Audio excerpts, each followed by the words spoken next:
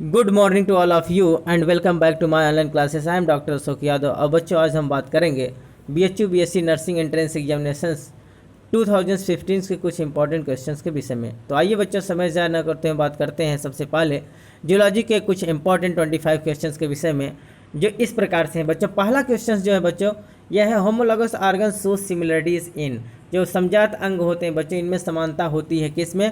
Option है पहला size, दूसरा है ओरिजिन, तीसरा फंक्शन और चौथा है अपीयरेंस। तो बच्चों आपको हम बता दें कि होमोलॉगस ऑर्गन्स वो होते हैं जो उत्पत्ति संरचना में समान किंतु कार्यों में भिन्न होते हैं, अर्थात जो ओरिजिन और स्ट्रक्चर में सेम हो, अर्थात उनकी ओरिजिन और स्ट्रक्चर एक जैसी दिखे लेकिन इनका फंक्शन डिफर हो, उसको हम क्या कहते हैं बच्चों, होमोलॉगस ऑर्गन्स कहते हैं। तो इसमें जो ऑप्शन होगा बच्चों, ऑप्शन नंबर कौन सा सही होगा, ऑप्शन नंबर इनका जो होगा बच्चों वो कौन सा ऑप्शन सही होगा, ऑप्शन नंबर 2 सही होगा। ठीक बच्चों, तो ऑप्शन नंबर 2 सही होगा, अर्थात ये ओरिजिन और संरचना में समान होते हैं किंतु कार्यों में भिन्न होते हैं। जैसा कि बच्चों आपको हम एक फिगर में दिखाएं, तो आप देखिए इस फिगर के माध्यम से, तो इस फिगर में देखिए बच्चों दिखाई दे रहा है कि ये क्या है, सॉरी अगर बात करें तो देखिए बच्चों ये जो है ये ह्यूमन का क्या है, अग्रबाहु है। इधर देखेंगे कैट का है, ये है वेल के फ्लिपर, और ये देखेंगे बैट के जो है बच्चों पोटेशियम। तो इन सब को अगर हम देखें बच्चों तो इनका देखिए जो संरचना है, स्ट्रक्चर है वो एकदम सेम है, अर्थात इनकी ओरिजिन और स्ट्रक्चर सेम होती है, परंतु ये सब कार्यों में डिफर होते हैं। जैसे बच्चों अगर हम बात करें मनुष्य का हाथ जो होता है वो किसके लिए होता है, ग्रैस्पिंग के लिए होता है, किसी चीज़ को होल्डिंग करने के लिए होता है, जबकि कैट का जो अग्रबाहु होता है बच्चों ये वॉकिंग के लिए रिस्पॉन्सिबल होता है, चलने के लिए, और व्हील के जो फ्लिपर्स होते हैं बच्चों ये तैरने के रिस्पॉन्सिबल होते हैं, जबकि चमगादड़ के जो पोटेशियम होते हैं ये उड़ने के लिए रिस्पॉन्सिबल होते हैं। इस प्रकार से अगर हम देखें बच्चों तो इनका कार्य क्या होता है, डिफर होता है, परंतु इनकी अगर संरचना हम देखें, इनकी उत्पत्ति को देखें तो इन सब की उत्पत्ति और संरचना सेम होती है। तो ऐसे ऑर्गन्स हम क्या कहते हैं बच्चों, होमोलॉगस ऑर्गन कहते हैं। तो इस प्रकार के ह्यूमन के जो अग्रबाहु हैं, कैट के जो पैर हैं बच्चों, वेल के जो फ्लिपर्स हैं, और बैट के जो पोटेशियम है, ये सब होमोलॉगस ऑर्गन्स को शो करते हैं, क्योंकि उत्पत्ति संरचना में भिन्न होते समान होते हुए कार्यों में भिन्न होते हैं, अर्थात इनका कार्य डिफर होता है, केवल इनकी उत्पत्ति और संरचना समान होती है। ठीक बच्चों, तो इसमें कौन सा ऑप्शन सही होगा बच्चों, ऑप्शन नंबर बी सही होगा। दूसरा है बच्चों oxytocin hormones is secreted by, जो ऑक्सीटोसिन हार्मोन्स होता है बच्चों ये किससे सीक्रेट होता है। ऑप्शन है सबसे पहला थायराइड ग्लैंड, दूसरा है ओवरी, तीसरा है एड्रिनल और चौथा है पिट्यूटरी। तो ऑक्सीटोसिन हार्मोन्स का सीक्रेशन जो होता है बच्चों वो पिट्यूटरी से होता है, ऑप्शन नंबर डी सही है। आइए इनके विषय में हम जानने की कोशिश करते हैं अच्छे से। तो ये देखिए बच्चों ये जो है ये पिट्यूटरी ग्लैंड है। कौन सा ग्लैंड है बच्चों, ये पिट्यूटरी ग्लैंड है। तो पिट्यूटरी ग्लैंड के दो भाग होते हैं। ठीक बच्चों, एक होता है पोस्टीरियर एंटीरियर पिट्यूटरी और दूसरा होता है पोस्टीरियर पिट्यूटरी। तो एंटीरियर पिट्यूटरी से जो हार्मोन सीक्रेट होते हैं बच्चों 7 से 8 हार्मोन सीक्रेट होते हैं, लेकिन पोस्टीरियर पिट्यूटरी से बच्चों केवल 2 हार्मोन्स का सीक्रेशंस होता है। ठीक बच्चों, तो 2 हार्मोन्स कौन कौन से होते हैं बच्चों, सबसे पहला जो होता है एडीएच हार्मोन्स और दूसरा होता है ऑक्सीटोसिन। एडीएच हार्मोन्स जो होता है बच्चों किडनी ट्यूब्यूल्स को रेगुलेट करता है, कंट्रोल करता है, किसको बच्चों, जो किडनी ट्यूब्यूल्स होते हैं, अर्थात उनके असेंडिंग लिम्ब को, डिसेंडिंग लिम्ब को, लूप ऑफ हेनले को। तो इस प्रकार से जो किडनी के ट्यूब्यूल्स होते हैं बच्चों उनको कंट्रोल करने का काम कौन करता है बच्चों, एडीएच अर्थात एंटी डायूरेटिक हार्मोन्स, ये कंट्रोल करता है, ये रेगुलेट करता है किसको, किडनी ट्यूब्यूल्स को। जबकि ऑक्सीटोसिन जो होता है बच्चों ये भी एक ऐसा हार्मोन्स होता है जो मिल्क इजेक्टिंग हार्मोन्स कहलाता है। ये किसको रेगुलेट करता है बच्चों, ये मेमोरी ग्लैंड को रेगुलेट करता है, साथ ही साथ यूटेराइन मसल्स को कंट्रोल करता है। ठीक बच्चों, तो अगर हम बात करें बच्चों एडीएच हार्मोन्स का, तो एंटी डायूरेटिक हार्मोन्स जो होता है एंटी डायूरेसिस का काम करता है, अर्थात जो हमारे शरीर से ज़्यादा पानी बाहर की ओर डिहाइड्रेट हो जाता है, पॉलीयूरिया पॉलीडिप्सिया का जो प्रॉब्लम्स होता है बच्चों उसको कम करने का काम करता है। तो एडीएच हार्मोन्स की कमी से हमारे अंदर कौन सी बीमारी होती है बच्चों, बहुत इंपॉर्टेंट, आप इसको रिमार्क कर लेंगे। तो एडीएच हार्मोन्स की कमी से जो बीमारी होती है उसको हम डायबिटीज़ इंसिपिडस कहते हैं। क्या कहते हैं बच्चों, डायबिटीज़ इंसिपिडस एक ऐसी बीमारी है जिसमें आदमी को पॉलीडिप्सिया होता है, पॉलीयूरिया होता है, अर्थात ज़्यादा से ज़्यादा पानी यूरिन के रूप में बाहर निकल जाता है, और जब पानी ज़्यादा बाहर निकल जाता है तो उसको ज़्यादा प्यास लगता है बच्चों। तो इस प्रकार का जो सिम्टम्स आता है वो क्या होता है, वो डायबिटीज़ इंसिपिडस का सिम्टम्स होता है बच्चों। और ये किसके हार्मोन्स की कमी से होता है बच्चों, एंटी डायूरेटिक हार्मोन्स, और ये पोस्टीरियर पिट्यूटरी से सीक्रेट होता है। तो ये किसको रोकता है बच्चों, अर्थात डायूरेसिस की प्रक्रिया, जो हमारे शरीर में ज़्यादा से ज़्यादा पानी डिहाइड्रेट हो जाता है उसको रोकने का काम करता है कौन, एडीएच हार्मोन्स। ठीक बच्चों, जिसको हम एंटी डायूरेटिक हार्मोन्स कहते हैं। तो ये किडनी ट्यूब्यूल्स के रूप में किसको, ascending limb descending loop of Henle को क्या करता है बच्चों, कंट्रोल करता है।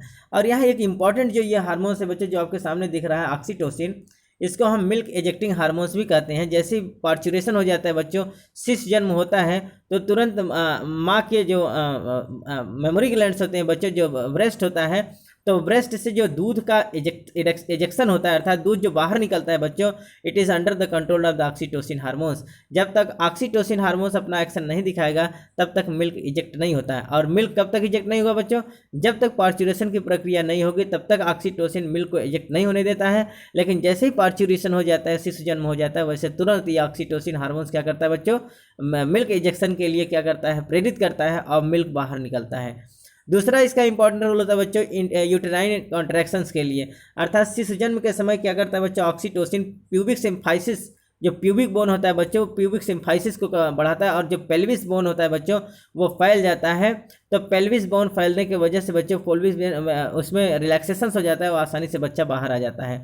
तो प्यूबिक जो आगे प्यूबिक सिम्फाइसिस होता है बच्चों, तो प्यूबिक सिम्फाइसिस को, प्यूबिक गर्डिल को वो फैलाने का काम करता है, और जिससे बच्चा आसानी से बाहर आ जाता है। तो यूटेराइन मसल्स को भी कंट्रोल करता है। यूटेराइन मसल्स को रेगुलेट करने का काम कौन करता है बच्चा? ऑक्सीटोसिन। साथ ही साथ ये एक प्रकार का मिल्क एजेक्टिंग हार्मोन्स है। तो अगर हम बात करें तो पोस्टीरियर पिट्यूटरी कौन कौन सा हार्मोन्स निकलता है बच्चों? ADH anti diuresis hormone and oxytocin. तो ये दोनों हार्मोन्स किससे रिलेटेड है बच्चों? पिट्यूटरी से रिलेटेड है। तो इसमें ऑप्शन कौन सा सही होगा बच्चों? अगर हम बात करें ऑप्शन की, तो यह है oxytocin hormones is secreted by, तो इसमें सही ऑप्शन होगा ऑप्शन डी, अर्थात पिट्यूटरी ग्लैंड से सीक्रेट होता है। पिट्यूटरी में कहाँ से बच्चों? पोस्टीरियर पिट्यूटरी से। It is very very most important. आइए बात करते हैं अब क्वेश्चन नंबर 53 के विषय में। ठीक बच्चों, क्वेश्चन है which one is connecting link, which one is a connecting link, इसमें से कौन कनेक्टिंग लिंक है? पहला है हेरिडिनेरिया, दूसरा है पेरिपेटस, तीसरा है एस्टेरियास और चौथा है नेरिस। इसमें जो सही ऑप्शन होगा बच्चों वो होगा पेरिपेटस। तो Peripatus is the connecting linkage between the Annelida and Arthropoda. तो ये जो पेरिपेटस है बच्चा, ये किसके किसके बीच की कड़ी होता है? ये एनिलिडा और आर्थ्रोपोडा के बीच का कड़ी होता है। जैसा कि बच्चों आप देखिए, तो इसका देखिए, जैसे जिस प्रकार से एनिलिड्स में पैरापोडिया पाए जाते हैं, प्रचलन अंग के रूप में पैरापोडिया पाया जाता है, उसी प्रकार से इनमें देखिए बच्चों ये पैर के रूप में अपेंडेजेस दिखाई दे रहे हैं। तो अपेंडेजेस का दिखाई देना ये किस रूप का है बच्चों? अर्थात ये एनिलिडा के कैरेक्टर को शो कर रहा है। ठीक बच्चों, और जबकि आर्थ्रोपोड के रूप में इसमें क्या पाए जाते हैं बच्चों? जो इसमें ट्रैकियल्स होते हैं बच्चों, ऐसा रिस्पिरेटरी ऑर्गन्स। अगर हम बात करें यहाँ देखिए बच्चों, तो एनिलिडा के कौन से कैरेक्टर को शो करता है? इनका जो बॉडी होता है बच्चों वो सेगमेंटेड होता है, जैसा कि आप यहाँ देख रहे थे। इनका देखिए बॉडी क्या है? सेगमेंट में है, अर्थात ये देखिए छोटे छोटे छोटे छोटे सेगमेंट है। तो इनका बॉडी किस में बटा होता है बच्चों? मेटामर्स के रूप में, अर्थात सेगमेंट, अर्थात जिस प्रकार से एनिलिड्स में मेटामेरिकली सेगमेंटेशन देखने को मिलता है, सभी सेगमेंट अलग अलग होते हैं और सब इंडिपेंडेंटली अपना काम करते हैं। ठीक इसी प्रकार से इनमें भी बच्चों हम क्या देखते हैं कि सेगमेंट के रूप में इनका बॉडी दिखाई देता है। पूरा बॉडी क्या होता है? सेगमेंटेड दिखता है। ठीक बच्चों, तो सेगमेंटेशन दिखाई देना ये किस बात को रिसेंबल करता है बच्चों? ये एनिलिडा के कैरेक्टर को रिसेंबल्स करता है। ठीक बच्चों, तो एनिलिडा के कैरेक्टर को रिसेंबल्स कौन करता है? इनका सेगमेंटेड बॉडी। और अगर दूसरा देखें बच्चों, तो इनमें सेगमेंटेड बॉडी पाया जाता है। और थिन क्यूटिकल्स, इनके शरीर का ऊपर वाला लेयर जो होता है बच्चों वो थिन क्यूटिकल का बना होता है। साथ ही साथ इनमें जो लोकोमोटरी ऑर्गेनल्स के रूप में पैरापोडिया देखने को मिलता है। जिस प्रकार से एनिलिड्स में पैरापोडिया पाया जाता है बच्चों, ठीक इसी प्रकार से इनमें आपको क्या देखने को मिल रहा है बच्चों? इनमें देखिए अपेंडिक्स देखने को मिल रही है, जो किसी न किसी प्रकार से रिजेंबल्स करता है किसको बच्चों?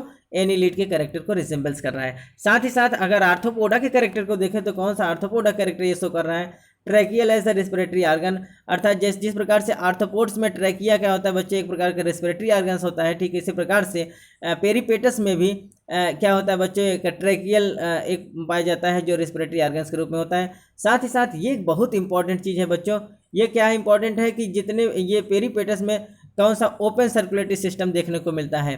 तो ओपन सर्कुलेटरी सिस्टम किस में देखने को मिलता है बच्चों? आर्थ्रोपोड्स में, जबकि एनिलिड्स में क्लोज सर्कुलेटरी सिस्टम देखने को मिलता है।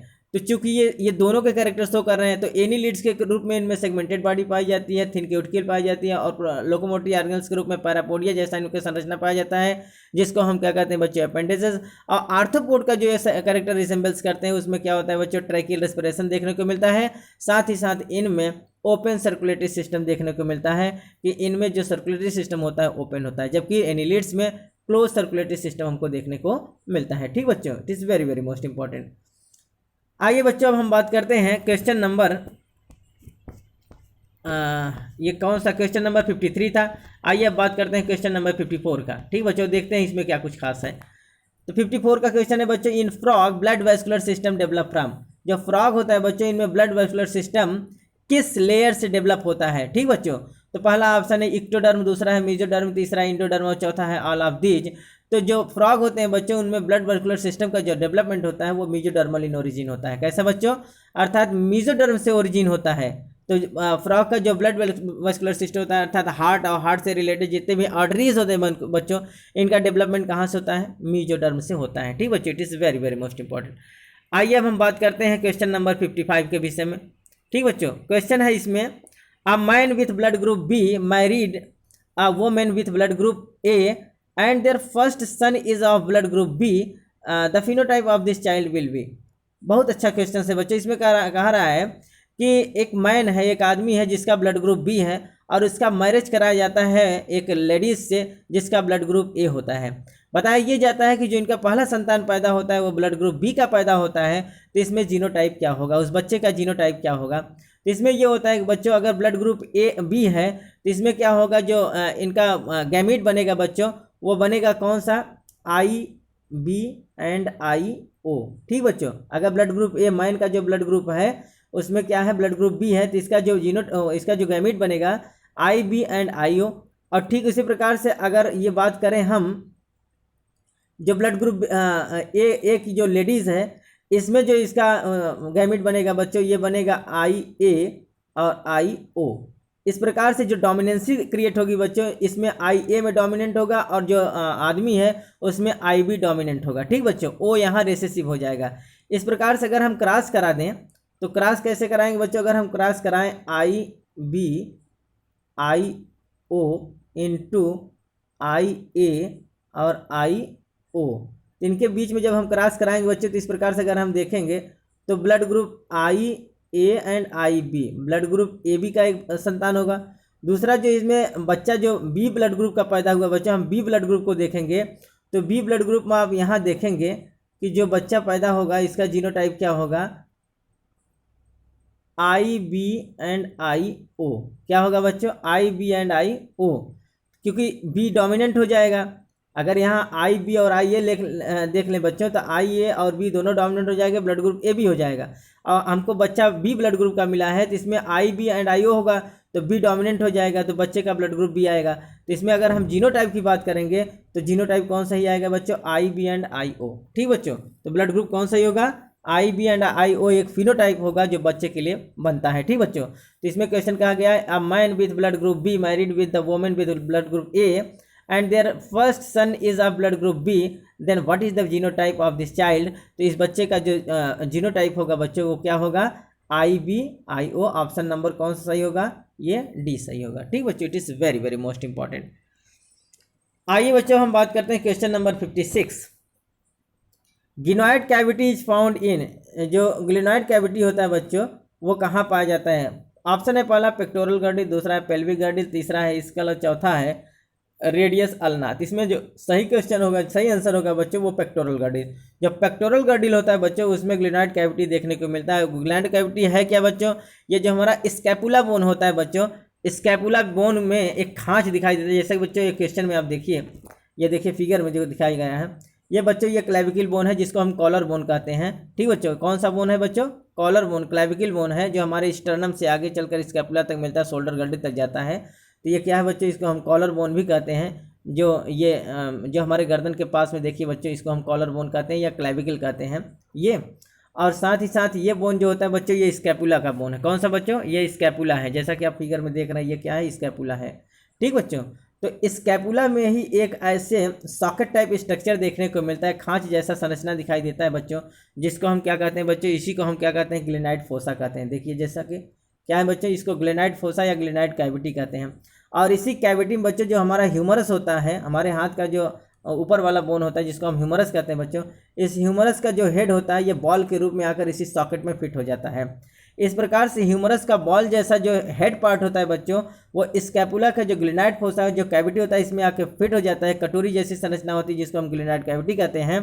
तो इस प्रकार से इनके बीच में जो एक संधि होती है, एक जो जॉइंट्स होता है बच्चों, उसको हम बॉल एंड सॉकेट जॉइंट्स कहते हैं। क्या कहते हैं बच्चों, बॉल एंड सॉकेट जॉइंट्स कहते हैं। इस प्रकार से ये बॉल एंड सॉकेट जॉइंट जो होता है बच्चों, ये क्या करता है, एक प्रकार का संधि बनाता है जो सरकमडक्शन होता है बच्चों। यहाँ हर एक प्रकार के मूवमेंट देखने को मिल जाते हैं। हमारे हाथ में फ्लेक्शन भी होगा, एक्सटेंशन भी होगा, अडक्शन होगा, अडप्शन होगा। तो इस प्रकार से पूरे मूवमेंट यहाँ हमको शोल्डर गर्डर पर दिखाई देते हैं। इस प्रकार के मूवमेंट को हम क्या कहते हैं बच्चों, सरकमडक्शन कहते हैं। तो और यहाँ जो जॉइंट्स बनता है उसको हम क्या कहते हैं बच्चों, बॉल एंड सॉकेट जॉइंट्स कहते हैं, जिसमें ह्यूमरस का हेड इस स्कैपुला के कैविटी में आकर फिट हो जाता है, सॉकेट में आकर फिट हो जाता है। इस प्रकार से बनने वाले जो संधि होते हैं, जोड़ होते हैं बच्चों, उसको हम बॉल एंड सॉकेट जॉइंट कहते हैं, कंदुक खल्लिका संधि कहते हैं। और इस कंदुक खल्लिका संधि से जो जो मूवमेंट होता है, कौन कौन सा होता है बच्चों, फ्लेक्शन होता है, एक्सटेंशन होता है, एडक्शन होता है, एबडक्शन होता है।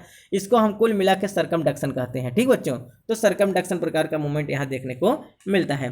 तो क्वेश्चन क्या था बच्चों, ग्लिनाइड कैविटी इज फाउंड इन। तो ग्लिनाइड कैविटी जो होती है बच्चों, ये अंश मेखला में पाया जाता है, जिसको हम पेक्टोरल गर्डिल कहते हैं। ठीक बच्चों, तो पेक्टोरल गर्डिल कौन बनाता है, हमारा स्कैपुला बोन, क्लैविकल बोन और हमारे हेड का जो हमारा ह्यूमरस का हेड है, ये सब एक जगह जाके कौन सा संधि बनाते हैं बच्चों, बॉल एंड सॉकेट जॉइंट्स बनाते हैं, कंदुक खल्लिका संधि बनाते हैं। It is very very most important. ठीक बच्चों, आइए बच्चों हम बात करते हैं क्वेश्चन नंबर 57 के विषय और देखते हैं इसमें क्या है कुछ खास।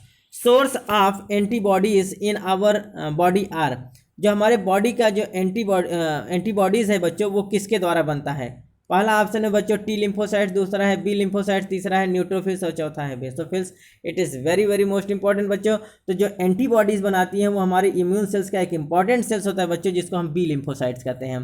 तो बी लिम्फोसाइट क्या करता है बच्चों, एंटीजन के लिए एक एंटीबॉडी का निर्माण करता है, और ये एंटीबॉडी हमारे जितने फॉरेन बैक्टीरिया, वायरस या कुछ फंजाई आते हैं बच्चों, उनको मारने का काम करते हैं।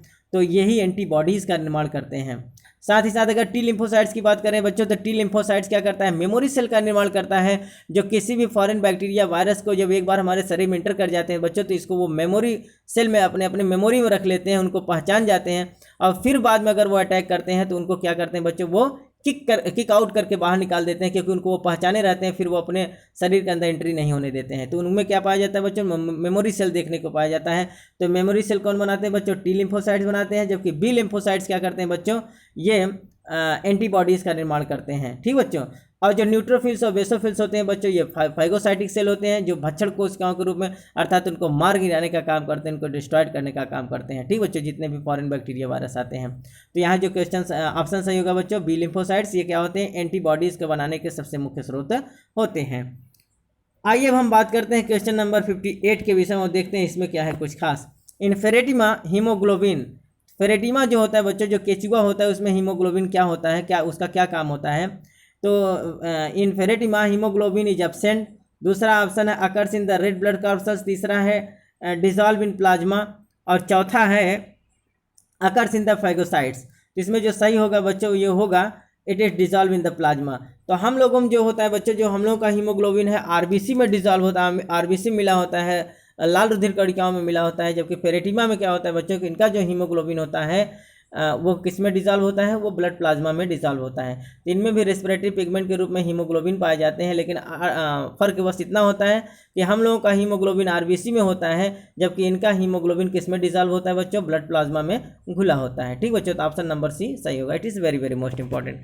आइए बच्चों हम बात करते हैं, जैसा कि बच्चों आप फिगर में देखिए कि ये देखिए, ये जो फिगर आपको दिखाई दे रहा है, ये हमारा एंटीबॉडीज़ का निर्माण हो रहा है। ये एंटीबॉडी का स्ट्रक्चर है, और इसी एंटीबॉडी से ये एंटीजन आके क्या करते हैं बच्चों, एक्शन करते हैं। तो इस प्रकार से हम इसको क्या कहते हैं, एंटीजन एंटीबॉडीज़ रिएक्शन कहते हैं। तो ये एंटीबॉडी क्या करते हैं बच्चों, कि जितने भी फॉरेन बैक्टीरिया, वायरस आते हैं, उनको यहीं से जोड़ कर रखा है, तो उनको मार गिराने का काम करते हैं। ठीक बच्चों, it is very very most important. इसको बच्चों हम इम्यून सिस्टम में बहुत डीपली आपको बताएंगे। अगला क्वेश्चन है बच्चों, which of the following disease is sex linked. इसमें से कौन सा बीमारी ऐसा है जो बच्चों सेक्स लिंकेड होता है। तो पहला ऑप्शन है हेपेटाइटिस, दूसरा है एड्स, तीसरा ल्यूकीमिया और चौथा है कलर ब्लाइंडनेस। तो आपको हम बता दें बच्चों कि कलर ब्लाइंडनेस और हीमोफीलिया दोनों ऐसे डिजीज़ हैं जो सेक्स लिंकेड क्रोमोसोम का सेक्स लिंकेड डिजीज कहलाते हैं। अर्थात ये क्रिस क्रॉस इनहेरिटेंस को शो करते हैं, ये क्रिस क्रॉस जीन को शो करते हैं। कौन बच्चों, कलर ब्लाइंडनेस और हीमोफीलिया, ये दोनों क्रिस क्रॉस इनहेरिटेंस को शो करते हैं। और इस प्रकार से इनमें जो बीमारी होती है बच्चों, वो क्या होता है, एक प्रकार का सेक्स लिंकेड डिजीज कहा जाता है, जो किस्मत देखने को मिलता है बच्चों, एक्स क्रोमोसोम डिपेंडेंट डिजीज होता है। It is very very most important. इसमें ऑप्शन कौन सही होगा बच्चों, ऑप्शन नंबर डी सही होगा। आइए बात करते हैं क्वेश्चन नंबर 60 के विषय में और देखते हैं इसमें क्या है कुछ खास। Isolates of Langerhans are found. Isolates of Langerhans कहाँ पाया जाता है? तो जो इसमें ऑप्शन होगा बच्चों, वो ऑप्शन पहला है स्प्लीन, दूसरा है लीवर, तीसरा है पैंक्रियाज और चौथा है किडनी। कौन सा ऑप्शन है बच्चों? पहला है स्प्लीन, दूसरा है लीवर, तीसरा है पैंक्रियाज और चौथा है किडनी। तो इसमें जो सही ऑप्शन होगा बच्चों वो होगा ऑप्शन नंबर सी, अर्थात पैंक्रियाज में। आइसोलेट्स ऑफ लैंगरहैंस जो होते हैं बच्चों कुछ में देखने को मिलते हैं, वो देखने को मिलते हैं, एक मिनट बच्चों का हम, तो वो किस में देखने को मिलते हैं बच्चों? आइसोलेट्स ऑफ लैंगरहैंस किस में देखने को मिलते हैं? पैंक्रियाज में। तो पैंक्रियाज क्या होता है बच्चों? अगर हम पैंक्रियाज की बात करें, एक प्रकार का कैसा ग्लैंड होता है बच्चों? ये मिक्स्ड ग्लैंड होता है जो endocrine as well as the exocrine दोनों फंक्शन को क्या करता है बच्चों? ये शो करता है। आइए बच्चों हम फिगर के माध्यम से देखते हैं। अभी बच्चों जो हम कलर ब्लाइंडनेस की बात कर रहे थे क्वेश्चन नंबर 59 के विषय में, तो मैंने बताया था कि ये कलर ब्लाइंडनेस में क्या होता है बच्चों, ये the patient fails to the identify colour of red as well green colour. तो जो पेशेंट होता है बच्चों वो क्या करता है, ग्रीन कलर और रेड कलर का पहचान नहीं कर पाता है, उनमें प्रॉब्लम होता है बच्चों। तो जैसा कि आप यहाँ एक लेटर देख रहे हैं, इसमें 8 लिखा गया है, एक मिनट बच्चों, इसमें 8 लिखा गया है, इसमें आप देखेंगे 5 लिखा गया है, इसमें आप देखेंगे 15 लिखा गया है, इसमें देखेंगे 6 लिखा गया है, ठीक बच्चों। इसमें देखेंगे तो 3 दिख रहा है, इसमें देखेंगे 74 दिख रहा है। इस प्रकार से जो कलर ब्लाइंड पर्सन होते हैं बच्चों वो आइडेंटिफाई नहीं कर पाएंगे रेड और ग्रीन कलर को, तो क्योंकि उसमें कौन सा बच्चों होता है कलर ब्लाइंडनेस में, वो कलर को पहचान नहीं पाते, खासतौर से कौन कलर बच्चों? Green colour and red colour को। तो इससे क्या होता है बच्चों, उनको बहुत सारे प्रॉब्लम्स हो सकते हैं, इसलिए नौकरी में भी ऐसे पेशेंट को नहीं लिया जाता है। तो कलर ब्लाइंडनेस क्या होता है बच्चों? एक प्रकार का एक्स क्रोमोसोम डिपेंडेंट डिजीज़ होता है जो सेक्स लिंकेड जीन कहलाता है, और ये जो होता है बच्चों क्रिस क्रॉस इनहेरिटेंस के अंतर्गत पढ़ा जाता है, ठीक बच्चों। It is very very most important. दूसरा जो मैंने 60 की बात कर रहे थे बच्चों, isolates of Langerhans are found. तो आइसोलेट्स ऑफ लैंगरहैंस क्या होता है बच्चों? ये जो पाया जाता है वो कहाँ पाया जाता है? पैंक्रियाज में पाया जाता है, क्योंकि पैंक्रियाज एक प्रकार का मिक्स ग्लैंड होता है जिसमें endocrine as well as the exocrine दोनों फंक्शन जो होते हैं बच्चों परफॉर्म होते हैं। तो आइए बच्चों फिगर के माध्यम से हम देख लेते हैं कि इसमें क्या होता है कुछ खास। देखिए जो ऐसा आप फिगर देख रहे हैं बच्चों, ये देखिए ये क्या है बच्चों? ये पैंक्रियाज है। पैंक्रियाज के एक लोब को उठा के देखा गया है और इसको मैग्नीफाई करके अगर हम देखते हैं बच्चों तो इस प्रकार से स्ट्रक्चर दिखाई देता है। तो पैंक्रियाज के ये किनारे किनारे जो आप देख रहे हैं बच्चों, इसको हम एसिनाई सेल कहते हैं। क्या कहते हैं बच्चों? इसको हम क्या कहते हैं? एसिनाई, पैंक्रियाटिक एसिनाई कहते हैं। और बीच में अगर हम सेंटर में देखें बच्चों तो इसको हम कहते हैं आइसोलेट्स ऑफ लैंगरहैंस। क्या कहते हैं बच्चों? इसी को हम कहते हैं आइसोलेट्स ऑफ लैंगरहैंस। और आइसोलेट्स ऑफ लैंगरहैंस में आप देखेंगे तो 3 प्रकार के सेल्स दिखाई देते हैं। कौन कौन से बच्चों? Alpha cell, beta cell and delta cell. कौन सा बच्चों? यहाँ आप देखिए इसको कहेंगे डेल्टा सेल। तो alpha cell, beta cell and delta cell, जिसमें से अगर हम बात करें अल्फा सेल का, तो अल्फा सेल क्या होता है बच्चों? वो एकदम पेरीफेरी होता है, किनारे किनारे जितनी भी कोशिकाएं पाई जाती है उसको हम अल्फा सेल और डेल्टा सेल के रूप में देखते हैं। जबकि एकदम सेंटर में जो होता है बच्चों उसको हम क्या कहते हैं? बीटा सेल कहते हैं। तो अल्फा सेल से जो हार्मोन सीक्रेट होता है बच्चों उसको हम ग्लूकेगान कहते हैं। बीटा सेल से जो हार्मोन सीक्रेट होता है उसको हम क्या कहते हैं बच्चों? इंसुलिन हार्मोन्स कहते हैं। जबकि डेल्टा सेल से जो हार्मोन सीक्रेट होता है उसको हम सोमैटोस्टेटिन हार्मोन्स कहते हैं। तो ये सब तीनों जो ग्लैंड्स होते हैं बच्चों, कौन? Alpha cells, beta cells and delta cell, ये जो सेल होते हैं बच्चों इनसे जो हार्मोन्स निकलता है, अल्फा सेल से ग्लूकेगान, बीटा सेल से इंसुलिन और डेल्टा सेल से सोमैटोस्टेटिन, और ये सभी सेल्स मिलकर क्या बनाते हैं बच्चों? आइसोलेट्स ऑफ लैंगरहैंस का निर्माण करते हैं। क्या करते हैं बच्चों? आइसोलेट्स ऑफ लैंगरहैंस का निर्माण करते हैं। तो क्वेश्चन था आइसोलेट्स ऑफ लैंगरहैंस जो होता है बच्चों वो किसका पार्ट होता है? तो वो किसका पार्ट होता है बच्चों? पैंक्रियाज का पार्ट होता है, ठीक बच्चों। आइसोलेट्स ऑफ, आप इसको याद कर ले, रिमार्क कर लेंगे कि आइसोलेट्स ऑफ लैंगरहैंस जो बात आता है बच्चों वो किसके लिए कहा जाता है? पैंक्रियाज के लिए, ठीक बच्चों। It is very very most important.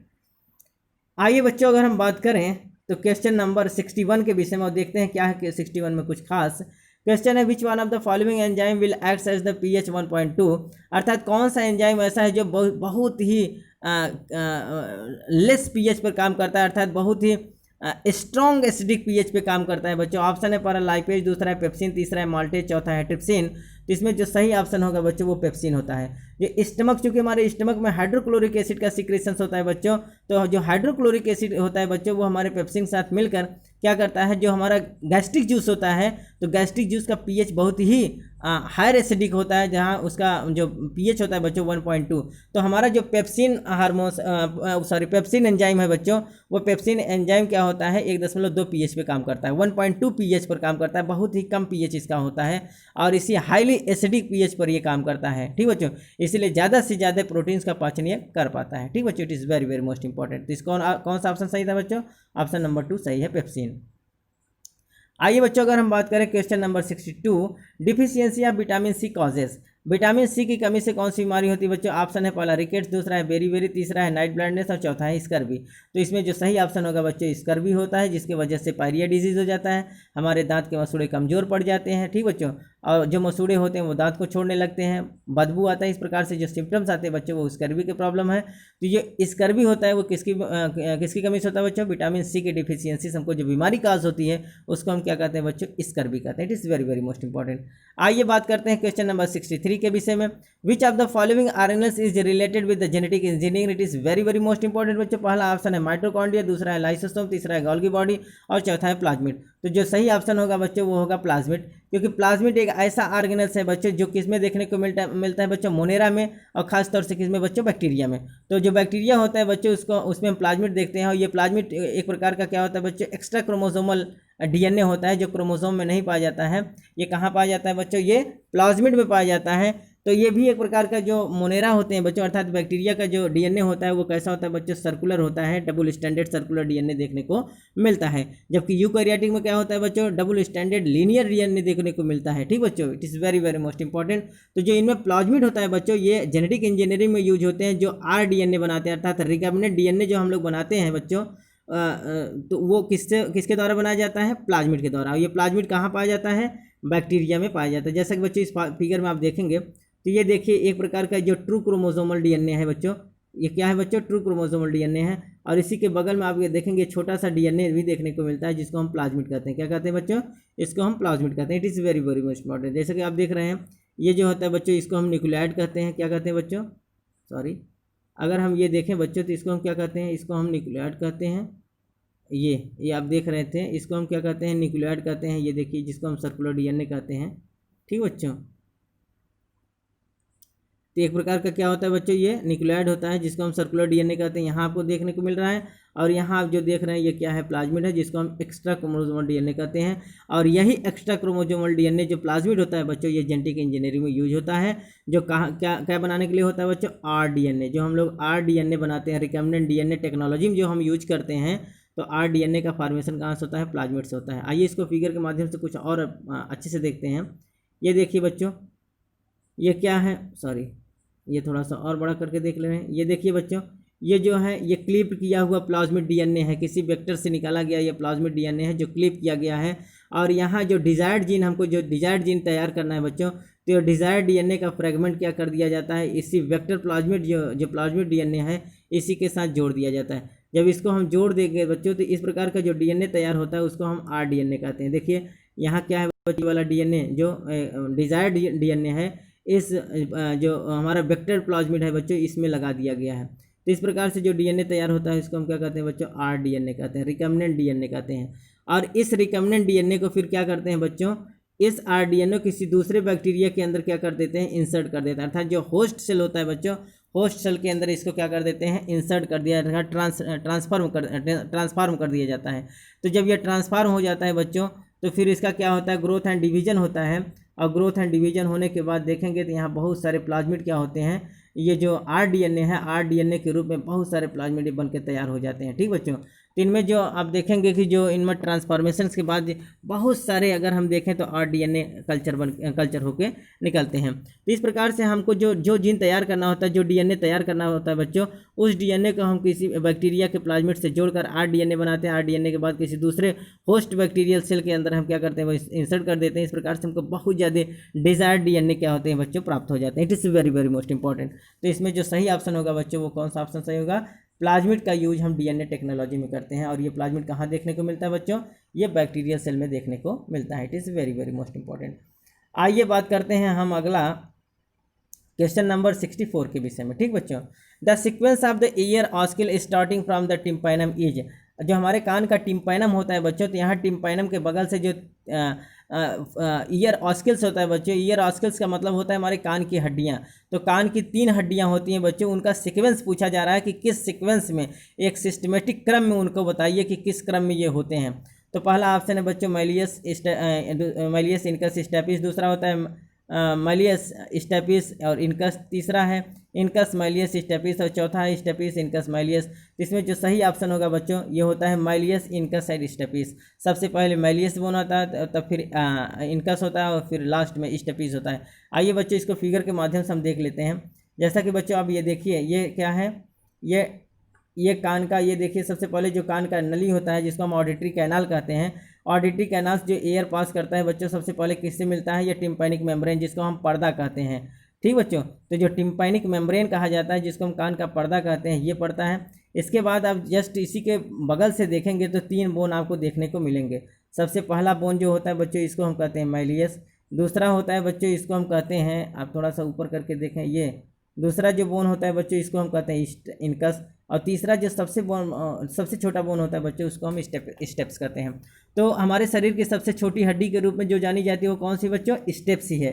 कान की जो हड्डी होती है तीसरी सबसे लास्ट हड्डी होती है जिसको हम स्टेप्स कहते हैं, ये सबसे छोटी हड्डी होती है हमारे पूरे शरीर की। ठीक बच्चों, तो इसका सीक्वेंस कौन सा होगा बच्चों, इसका सीक्वेंस यही है कि सबसे पहले वाली जो बोन होती है उसको हम माइलियस कहते हैं, दूसरा इनकस और तीसरा स्टेपिस।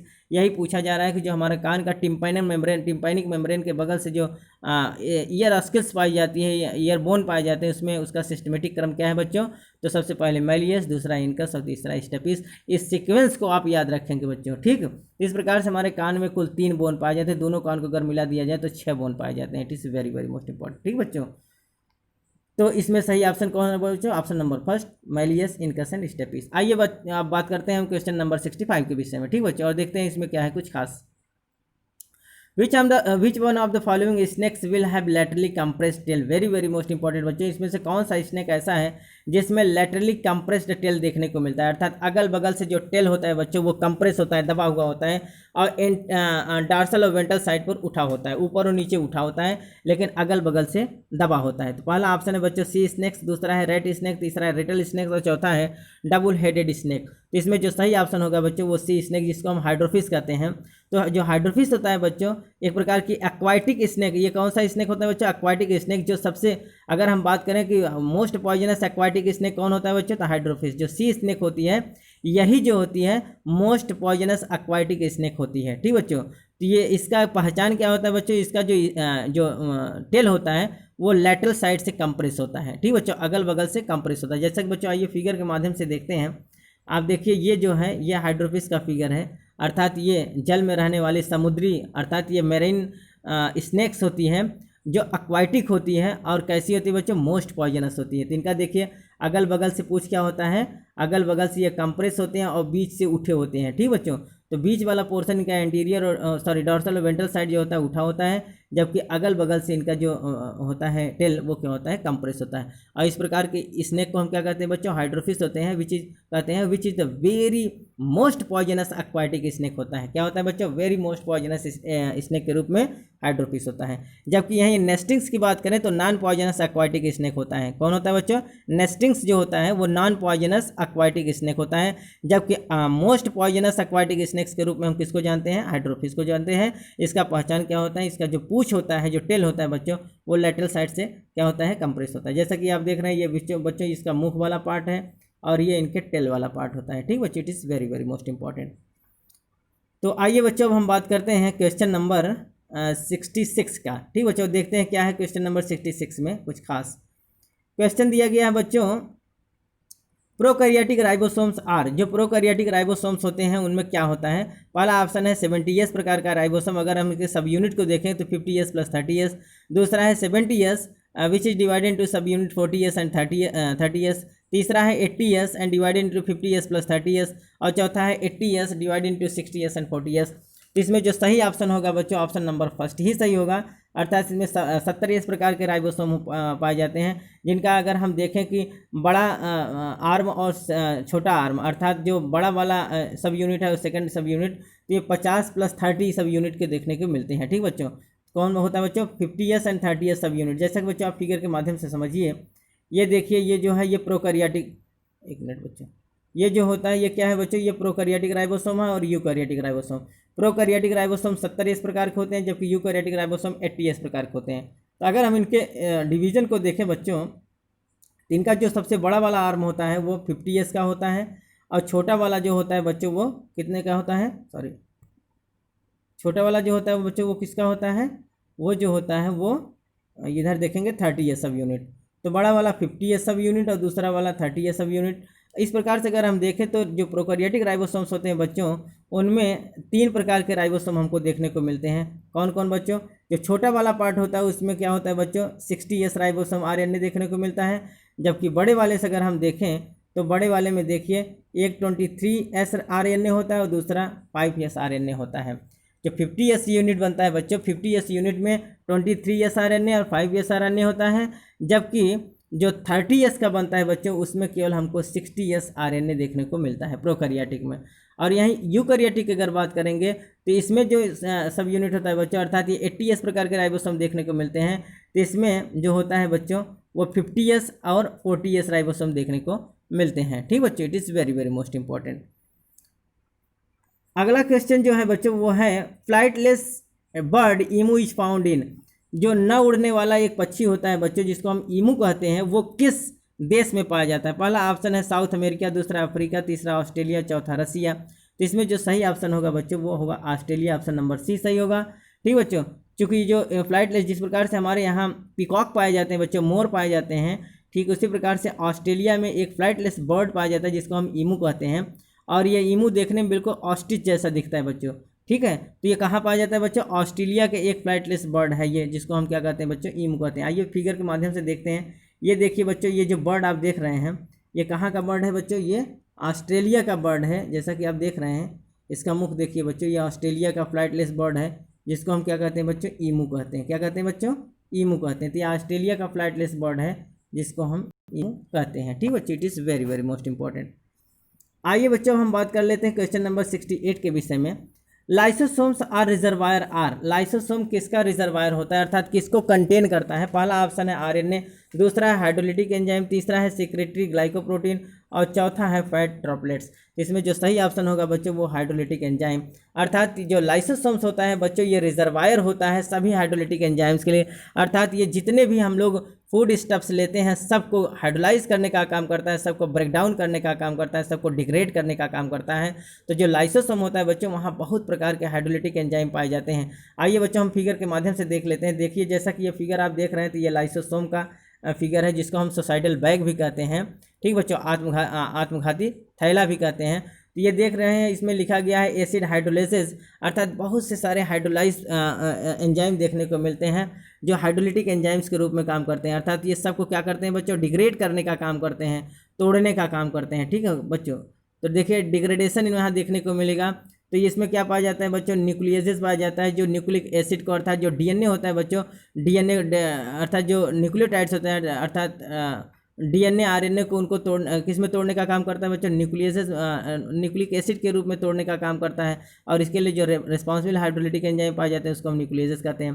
प्रोटीएजेस जो होता है बच्चों वो प्रोटीन को तोड़ देता है इन the form of the amino acids के रूप में, और अमीनो एसिड्स के रूप में तोड़ने के लिए जो रिस्पॉन्सिबल एंजाइम पाए जाते हैं उसको हम प्रोटीएजेस कहते हैं। इसी प्रकार से क्या होते हैं बच्चों, ग्लाइकोसाइडेजेस होते हैं जो कम्प्लेक्स फूड मटेरियल्स के रूप में कार्बोहाइड्रेट्स को किस में तोड़ते हैं बच्चों, सिंपल मोनोमर्स के रूप में ग्लूकोज एंड फ्रक्टोज और गैलेक्टोज में तोड़ते हैं, अर्थात मोनोमर्स में तोड़ने का काम करते हैं। ठीक इसी प्रकार से जो कम्प्लेक्स फैट होते हैं बच्चों उनको क्या करते हैं, ये हाइड्रोलाइज कर देते हैं और इनको तोड़ देते हैं in the form of the fatty acid and glycerol में। इसी प्रकार जो फास्फोटेजेस होते हैं बच्चों, ये फास्फोटेजेस क्या होते हैं कि जितने भी हमारे कोलेस्ट्रॉल्स होते हैं, लिपिड्स होते हैं, उनको भी तोड़ने का काम करते हैं। तो इस प्रकार से जितने भी हाइड्रोलिटिक एंजाइम होते हैं, जितने भी हमारे कॉम्प्लेक्स फूड मटेरियल्स होते हैं बच्चों, सबको हाइड्रोलाइज करने का काम करते हैं, सबको डिग्रेड करने का काम करते हैं। तो वो कौन सा ऑर्गेनेल्स है बच्चों, वो लाइसोसोम्स है, जिसमें बहुत सारे एसिड हाइड्रोलाइजेस देखने को मिलते हैं, हाइड्रोलिटिक एंजाइम्स देखने को मिलते हैं। इस प्रकार से ये किसका कंटेनर होता है बच्चों, हाइड्रोलिटिक एंजाइम का कंटेनर होता है, जो 7 pH पे काम करता है। कितने pH पे काम करेगा बच्चों, जो लगभग 7 pH पे काम करता है। और ये क्या होता है बच्चों, ये बहुत ही इंपॉर्टेंट क्या होता है बच्चों, ये ऑर्गेनेल्स होता है, जिसमें आप देखेंगे तो यहाँ ऑटोफेजिक कैरेक्टर्स देखने को मिलेगा। ये फैगोसाइटिक भी होते हैं, ये इंडोसाइटिक होते हैं, साथ ही साथ ये बायोसिंथेटिक होते हैं। तो ये पूरा जो डिग्रेडेशन का काम होता है, चाहे वो ऑटोफैगी की बात हो, चाहे वो फैगोसाइटोसिस की बात हो, चाहे इंडोसाइटोसिस की बात हो, चाहे वो बायोसिंथेटिक की बात हो, तो ये सब कहाँ होता है बच्चों, ये लाइसोसोम्स में देखने को मिलता है। क्योंकि लाइसोसोम्स जो होता है वो हमारा क्या होता है बच्चों, एक कंटेनर होता है हाइड्रोलिटिक एंजाइम के लिए। ठीक बच्चों, it is very very most important. बहुत ही अच्छा क्वेश्चन से ये पूछा जाता है कि लाइसोसोम क्या होता है बच्चों, एक रिजर्वायर होता है किसका, हाइड्रोलिटिक एंजाइम का। इस प्रकार से जो सही ऑप्शन होगा बच्चों ऑप्शन नंबर बी सही होगा, हाइड्रोलिटिक एंजाइम। अगला क्वेश्चन है बच्चों, filariasis is caused by, filariasis किसके द्वारा होता है, कौन सा ऐसा ऑर्गेनिज्म है जिसकी वजह से फाइलेरियसिस होता है।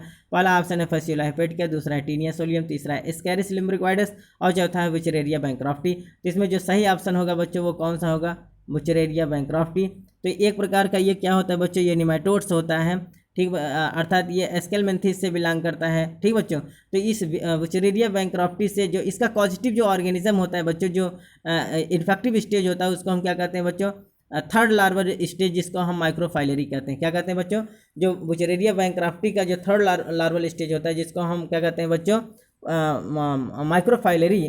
तो माइक्रोफाइलरी ही रिस्पॉन्सिबल होता है फाइलेरियसिस के लिए, जो एक प्रकार का एलिफेंटियासिस रोग होता है, हाथी पाँव होता है बच्चों, जो क्यूलेक्स या एडीज मच्छर के काटने से होता है। क्योंकि क्यूलेक्स एंड एडीज मच्छर जो होते हैं बच्चों ये कैरियर हैं, इसके लार्वा को ले जाने के लिए कौन कैरियर है बच्चों, क्यूलेक्स मच्छर या एडीज मच्छर जो होते हैं बच्चों ये काटते हैं, तो इनके माध्यम से हमारे शरीर में एंट्री कर जाता है कौन, बुचेरेरिया बैंक्रॉफ्टी के जो इन्फेक्टिव स्टेज है बच्चों जिसको हम माइक्रोफाइलरी कहते हैं। और इससे होने वाला जो बीमारी काज होता है उसको हम फाइलेरियसिस कहते हैं या एलिफेंटियासिस कहते हैं। तो इसमें ऑप्शन कौन सही होगा बच्चों, ऑप्शन नंबर 4 सही होगा। It is very very most important. आइए नेक्स्ट हम बात कर लेते हैं बच्चों, जैसा कि यहाँ देखिए बच्चों फिगर के माध्यम से दिखाया जा रहा है कि ये देखिए ये जो फिगर आप देख रहे हैं ये माइक्रोफाइलरी है, ठीक बच्चों, सॉरी ये अडल्ट हैं अर्थात मेल एंड फीमेल बुचेरेरिया बैंक्रॉफ्टी हैं। इनके अगर इन्फेक्टिव स्टेज को हम देखें बच्चों तो ये जो होता है ये इनका इन्फेक्टिव स्टेज होता है जिसको हम माइक्रोफाइलरी कहते हैं। ये माइक्रोफाइलरी जैसे क्या करता है बच्चों, जो मच्छर है वो हमको जैसे बाइट करता है वैसे ये माइक्रोफाइलरी को हमारे ब्लड में छोड़ देते हैं, और जो ये लिम्फ नोड से या लिम्फ ग्लैंड से माइग्रेट करता हुआ हमारे पूरे ब्लड चैनल में चला जाता है, ठीक बच्चों। तो इस प्रकार से हम बच्चों इनकी अगर लाइफ साइकिल को बताएंगे बहुत बढ़िया से बताएंगे। अभी आप इतना यहाँ जानिए कि जो माइक्रोफाइलरी होता है ये इन्फेक्टिव स्टेज होता है किसका बच्चों, बुचेरेरिया बैंक्रॉफ्टी का, और इनसे होने वाला जो बीमारी होता है बच्चों उसको हम फाइलेरियसिस कहते हैं या एलिफेंटियासिस कहते हैं, ठीक बच्चों। जिसमें बहुत सारे सिम्टम्स आते हैं, इनका स्क्रोटम फूल कर बड़ा हो जाता है, स्क्रोटम का साइज बढ़ जाता है, साथ ही साथ जो पैर होते हैं बच्चों इनके पैर क्या होते हैं, हाथी पाँव जैसे दिखने लगते हैं। ये सब इनके सिम्टम्स होते हैं, ठीक बच्चों। आइए बात करते हैं क्वेश्चन नंबर 70 के विषय में। From a DNA templates with the nucleotide sequence 5 terminal end TCA-GTAGC to the third terminal end the mRNA sequence form. इसमें जो बनता है बच्चों आप देखेंगे कि ये जो टेम्पलेट है अर्थात डीएनए के टेम्पलेट पर हमको mRNA बनाना है।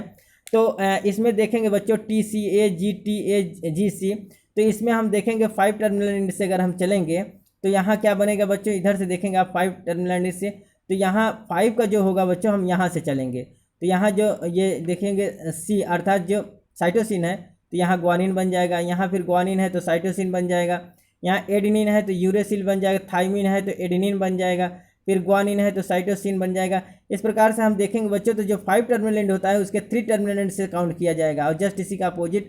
तो इसमें जो सही ऑप्शन होगा बच्चों ऑप्शन नंबर फर्स्ट ही सही होगा, ठीक बच्चों। इस प्रकार से अगर हम देखें तो यहाँ का 5 टर्मिनल एंड यहाँ के 3 टर्मिनल एंड से शुरू होता है, ठीक बच्चों। तो जो यहाँ का 5 टर्मिनल एंड है यहाँ के 3 टर्मिनल एंड से, यहाँ का जो 3 टर्मिनल एंड है यहाँ के 5 टर्मिनल एंड से मैच करेगा, ठीक बच्चों। तो इस प्रकार से पहला ऑप्शन सही होता है, ठीक बच्चों। It is very very most important.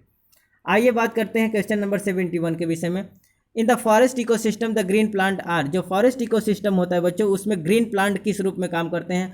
पहला ऑप्शन है डिकम्पोजर, दूसरा है प्राइमरी कंज्यूमर, तीसरा है प्रोड्यूसर और चौथा है टॉप कंज्यूमर। तो इसमें जो सही ऑप्शन होगा बच्चों वो प्रोड्यूसर। तो जितने भी ग्रीन प्लांट्स होते हैं वो क्या होते हैं बच्चों, उत्पादक होते हैं अर्थात प्रोड्यूसर होते हैं, ठीक बच्चों। चाहे वो फॉरेस्ट इकोसिस्टम की बात हो, चाहे पॉन्ड इकोसिस्टम की बात हो, चाहे ग्रासलैंड इकोसिस्टम की बात हो, जो ग्रीन प्लांट होते हैं बच्चों वो ऑलवेज प्रोड्यूसर होते हैं। It is very very most important, ठीक बच्चों।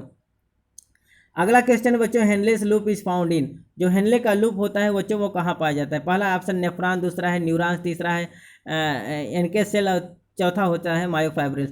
तो सही ऑप्शन होता है बच्चों नेफ्रॉन। तो जो लूप ऑफ हेनले होता है बच्चों ये हमारे किडनी का जो सबसे स्मॉलेस्ट यूनिट होता है बच्चों जिसको हम नेफ्रॉन कहते हैं, तो ये नेफ्रॉन का भाग होता है जिसको हम लूप ऑफ हेनले कहते हैं। तो इसमें 3 पार्ट होते हैं बच्चों, जो रीनल ट्यूब्यूल्स होते हैं इसके 3 पार्ट होते हैं, असेंडिंग लिम्ब, डिसेंडिंग लिम्ब और लूप ऑफ हेनले, ठीक बच्चों।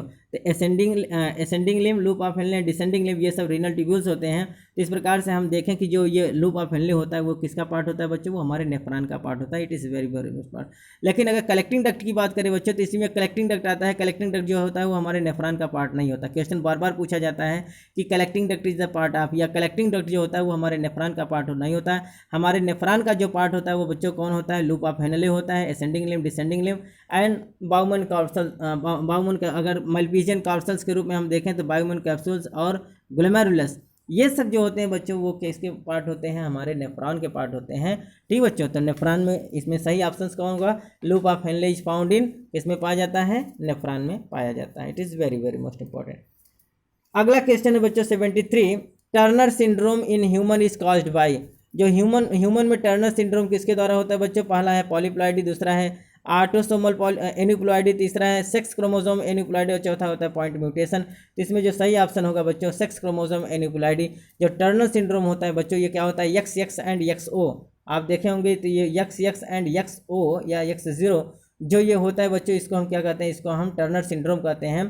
तो ये एक प्रकार का सेक्स क्रोमोसोम एन्यूप्लॉइडी सिंड्रोम होता है जिसको हम टर्नर सिंड्रोम कहते हैं बच्चों। ये कैसा होता है, it is a disease of the sex chromosome aneuploidy. ठीक बच्चों, तो ऑप्शन नंबर सी सही होगा। ठीक बच्चों, it is very very most important. जैसा कि बच्चों आप देखिए ये जो फिगर दिखाई दे रहा है ये देखिए प्रॉक्सिमल कन्वोल्यूटेड ट्यूबल्स, और इधर जो होता है इसको डिस्टल कन्वोल्यूटेड ट्यूबल्स कहते हैं, और ये होता है ग्लोमेरुलस, और ये जो होता है बच्चों ये कटोरे जैसा इसको बाउमन कैप्सूल कहते हैं। तो बाउमन कैप्सूल्स और ग्लोमेरुलस ये दोनों मिलकर बच्चों ये क्या करते हैं, मल्पीजियन कैप्सूल्स का निर्माण करते हैं। ठीक बच्चों, क्या करते हैं बच्चों, मल्पीजियन ट्यूब्यूल्स या मल्पीजियन ट्यूब्यूल्स का निर्माण करते हैं। और यहाँ अगर हम देखें तो आप देखिए ये जो होता है बच्चों इसको हम क्या कहते हैं, proximal part of the renal tubules. तो रीनल ट्यूब्यूल्स का जो प्रॉक्सिमल पार्ट होता है बच्चों इसको हम क्या कहते हैं, इसको हम कहते हैं डिसेंडिंग लिम्ब। और इधर जो होता है बच्चों इसको हम कहते हैं असेंडिंग लिम्ब। ये वाला पार्ट जो होता है असेंडिंग लिम्ब, ये जो होता है डिसेंडिंग लिम्ब। और बीच वाला जो पार्ट होता है बच्चों इसको हम कहते हैं लूप ऑफ हेनले। क्या कहते हैं बच्चों, इसको हम क्या कहते हैं, लूप ऑफ हेनले। जैसा कि आप ये फिगर में देख रहे हैं ये सब क्या है बच्चों, ये लूप ऑफ हेनले के पार्ट है। किसके पार्ट है बच्चों, लूप ऑफ हेनले के। तो लूप ऑफ हेनले में तो ये जो पार्ट होता है बच्चों ये सब किसके पार्ट होते हैं, ये नेफ्रॉन के पार्ट होते हैं। It is very very most important. जैसा कि मैं एक क्वेश्चन पूछ रहा था बच्चों, ये जो कलेक्टिंग डक्ट है ये हमारे नेफ्रॉन का पार्ट नहीं होता है। क्वेश्चन पूछा जाता है, बहुत इंपॉर्टेंट क्वेश्चन है कि कलेक्टिंग डक्ट क्या होता है बच्चों, ये हमारे नेफ्रॉन का पार्ट नहीं होता है। और जो शेष है वो हमारे नेफ्रॉन के पार्ट होते हैं। जैसे हम बात करें असेंडिंग लिम्ब का, डिसेंडिंग लिम्ब का या लूप ऑफ हेनले का, तो ये सब क्या होते हैं बच्चों, हमारे नेफ्रॉन के भाग होते हैं। It is very very most important. ठीक बच्चों, आइए बच्चों हम बात कर लेते हैं क्वेश्चन नंबर 74 के विषय में। देखते हैं इसमें क्या है कुछ खास। The number of chambers present in the heart of the house lizard are. तो हम आपको बता दें बच्चों कि जितने भी रेप्टाइल्स होते हैं, चाहे वो हाउस लिजार्ड्स हो चाहे वो और भी हो, तो उनमें जो हार्ट पाया जाता है बच्चों वो 3 चैम्बर्स हार्ट पाया जाता है। इसे सही रूप से अगर हम बात करें बच्चों तो उसमें 3.5 चैम्बर्ड हार्ट कहा जाता है, 3.5 चैम्बर्ड हार्ट। लेकिन यहाँ जो ऑप्शंस आते हैं उसमें 3 चैम्बर्ड होता है या 4 चैम्बर्ड आता है। तो कुल मिला के जितने भी रेप्टाइल्स होते हैं बच्चों उसमें क्या होता है, 3 चैम्बर्ड हार्ट देखने को मिलते हैं। इस प्रकार से ऑप्शन नंबर बी सही होगा। जबकि बर्ड्स और मैमल्स ऐसे होते हैं बच्चों जिसमें 4 चैम्बर्ड हार्ट देखने को मिलता है, अर्थात 2 एट्रिया एंड 2 वेंट्रिकल होते हैं। ठीक बच्चों, जबकि इसमें अगर हम देखेंगे रेप्टाइल्स में तो रेप्टाइल्स में केवल 3 चैम्बर्ड हार्ट देखने को मिलता है, अर्थात 2 एट्रिया और 1 वेंट्रिकल। दोनों वेंट्रिकल आपस में मिले होते हैं बच्चों। इस प्रकार से उसमें ऑक्सीजनेटेड एंड डीऑक्सीजनेटेड ब्लड दोनों क्या होते हैं, मिक्सअप होते हैं। ठीक बच्चों, अर्थात वो पूर्ण रूप से सेपरेट नहीं होते हैं, पार्शियल सेपरेशन उनमें देखने को मिलता है। तो 3 चैम्बर्ड हार्ट किसमें देखने को मिलता है बच्चों, अर्थात जो रेप्टाइल्स होते हैं in the form of the lizards as well as the snakes. ठीक बच्चों, तो इन सब में इसमें एक अपवाद है बच्चों कि रेप्टाइल्स में ऐसा कौन सा रेप्टाइल्स है जिसमें 3 चैम्बर्ड हार्ट नहीं बल्कि 4 चैम्बर्ड हार्ट देखने को मिलता है। तो ऑप्शन है बच्चों क्रोकोडाइल। क्रोकोडाइल जो होता है बच्चों मगरमच्छ में 3 चैम्बर्ड नहीं बल्कि 4 चैम्बर्ड हार्ट देखने को मिलता है। हालांकि ये रेप्टाइल्स होते हुए भी इसमें क्या होता है बच्चों, 4 चैम्बर्ड हार्ट देखने को मिलता है। जिस प्रकार से बर्ड्स में और मैमेलियन में 4 चैम्बर्ड हार्ट देखने को मिलता है, उसी प्रकार से क्रोकोडाइल में 4 चैम्बर्ड हार्ट देखने को मिलता है। और शेष जितने भी रेप्टाइल्स होते हैं उसमें 3.5 चैम्बर्ड हार्ट या फिर 3 चैम्बर्ड हार्ट देखने को मिलता है। ठीक बच्चों, it is very very most. और जो एम्फीबियंस होते हैं बच्चों उनमें भी 3 चैम्बर्ड हार्ट देखने को मिलता है। आइए बच्चों हम बात कर लेते हैं 75 के विषय में। देखते हैं इसमें क्या है कुछ खास। क्वेश्चन है बच्चों, dental formula of adult man is. जो अडल्ट मैन होता है उसका डेंटल फार्मूला क्या होता है। पहला ऑप्शन है बच्चों 21-23/21-23, दूसरा है 21-22/21-22, तीसरा है 21-32/21-32 और चौथा है 21-23/21-24। तो इसमें जो सही ऑप्शन होगा बच्चों 2123/2123 अर्थात 21-23/21-23 इंटू 2। तो डेंटल फार्मूला जो होता है बच्चों वो कितना होता है, upper half of the upper jaw and lower half of the lower jaw, अर्थात 21-23/21-23। ठीक बच्चों, कितना होता है 21-23, अर्थात 2 बोन जो होते हैं इंसाइजर के, 1 बोन जो होता है कैनाइन, 2 बोन होते हैं प्री मोलर और 3 बोन जो होते हैं वो मोलर के। तो जैसा कि बच्चे इस फिगर के माध्यम से हम देख लेते हैं, ये देखिए बच्चे जो हार्ट दिखाई दे रहा है एम्फीबियंस में, सॉरी रेप्टाइल्स में, ये 3.5 चैम्बर देखने को मिल रहा है। देखिए ये 2 चैम्बर जो है, ये देखिए ये है लेफ्ट एट्रिया और ये क्या है राइट एट्रिया, और ये दोनों वेंट्रिकल एक में ही दिखाई दे रहे हैं, तो इसको हम एट्रियम कहते हैं। और ये नीचे वाले जो होते हैं बच्चों इसको हम वेंट्रिकल कहते हैं। क्या कहते हैं बच्चों, वेंट्रिकल। तो इसमें एक वेंट्रिकल लेकिन 2 एट्रियम देखने को मिलता है, लेफ्ट एंड राइट एट्रियम, परंतु वेंट्रिकल एक हो। इस प्रकार से इनमें 3 चैम्बर्ड हार्ट देखने को मिल रहा है। ठीक बच्चों, तो यहाँ देखेंगे ये ब्लड क्या होता है लेफ्ट एट्रिया में, कहाँ से आ रहा है, ब्लड से लेफ्ट एट्रिया में ब्लड वापस आता है और फिर क्या होता है बच्चों, ये हमारे बॉडी में सर्कुलेट कर जाता है। और फिर आप देखेंगे कि हमारे जो ब्लड लंग्स से आता है ऑक्सीजनेट होके।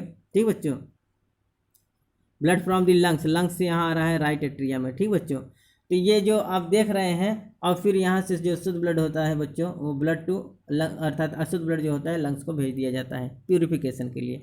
तो इस प्रकार से जो 3.5 चैम्बर्ड हार्ट हमको देखने को मिल रहा है बच्चों, किस में देखने को मिल रहा है, रेप्टाइल्स में देखने को मिल रहा है, लेकिन क्रोकोडाइल में 4 चैम्बर्ड हार्ट हमको देखने को मिलता है। तो डेंटल फार्मूला की अगर हम बात कर लेते हैं बच्चों, तो देखिए इनमें क्या होता है बच्चों, 21-23/21-23 इंटू 2 होता है। तो यहाँ देखिए 2 बोन जो पाए जाते हैं ये इंसाइजर के, 1 बोन जो होता है काइनाइन, 2 बोन जो होते हैं वो मोलर के होते हैं और 3 बोन जो होते हैं बच्चों वो प्री मोलर के होते हैं। इस प्रकार इसको हम अपर जा कहते हैं, इसको लोअर जा। अगर दोनों को हम मिला दें बच्चों तो 21-23/21-23 इंटू 2 अगर हम कर देते हैं तो 16 + 16 = 32 दांत। यहाँ देखिए बच्चों 2, 1, 3, 4, 5, 6, 7, 8 दांत इधर होते हैं, 8 दांत इधर, तो ऊपर वाले में 16 दांत हो गए। इसी प्रकार से 8 इधर 8 इधर, 16 दूना 32 दांत देखने को मिलते हैं। ठीक बच्चों, जिसमें से जो 12 दांत होते हैं बच्चों वो क्या होते हैं, मोनोफियोडोंट होते हैं, अर्थात पूरे लाइफ में एक ही बार आते हैं। जबकि 20 दांत को हम क्या कहते हैं बच्चों, मिल्क टीथ कहते हैं, जो डिसिडुअस टीथ भी कहे जाते हैं, अर्थात उन्हें डाइफियोडोंट भी कहते हैं। अर्थात एक बार वो मिल्क टीथ होते हैं वो एक बार टूट जाते हैं फिर दोबारा आते हैं। ठीक बच्चों, तो लाइफ में 2 बार जो दांत आते हैं उसको हम डाइफियोडोंट कहते हैं। उस दांत को हम क्या कहते हैं बच्चों, मिल्क टीथ भी कहते हैं या डिसिडुअस टीथ कहते हैं, और ये संख्या में 20 होते हैं। जबकि जो 12 दांत होते हैं बच्चों वो मोनोफियोडोंट होते हैं और वो हमारे लाइफ में केवल एक ही बार आते हैं, उसको हम परमानेंट टीथ भी कहते हैं। ठीक बच्चों, it is very very most important. इस प्रकार से हम लोगों ने बच्चों टोटल 25 क्वेश्चंस के विषय में हम लोगों ने डिस्कस कर लिया है। उम्मीद है बच्चों आज के लेक्चर्स आपको बहुत अच्छे से समझ में आया होगा। अगर बच्चों हमारे लेक्चर्स आपको बहुत अच्छे से समझ में आए तो ज़्यादा से ज़्यादा चैनल को सब्सक्राइब करें, लाइक करें, अपने यार दोस्तों में शेयर करें, जिससे उनकी भी तैयारी सुचारू रूप से चल सके। बच्चे हमारे जितने भी लेटेस्ट अपडेटेड वीडियोस होंगे, अगर आपके पास आप चाहते हैं कि हमारे पास पहुंचते रहें तो बेल आइकन को अगर प्रेस कर लेंगे तो हमारे जितने भी अपडेटेड वीडियोस हैं वो आपके पास तक पहुंचते रहेंगे। ठीक बच्चों, तो आज का लेक्चर्स बच्चों आप लोगों ने सुन लिया, बहुत अच्छा लगा। और बच्चों हम एक चीज़ आपसे कह दें कि अगर आपको वीडियोस आपको अच्छा लगे और ज़्यादा से ज़्यादा अगर आप चाहें कि ज़्यादा से ज़्यादा हमको वीडियोस मिलें या किसी प्रकार का कोई कमेंट सुझाव आपको देना है बच्चों, तो कमेंट बॉक्स में आप जरूर लिखें, जिससे हमको ये पता चले कि आप क्या चाहते हैं। ठीक बच्चों, किसी प्रकार का कोई प्रॉब्लम हो तो उसका समाधान बच्चों हम कमेंट बॉक्स के माध्यम से ही दे सकते हैं। तब तक के लिए बच्चों धन्यवाद।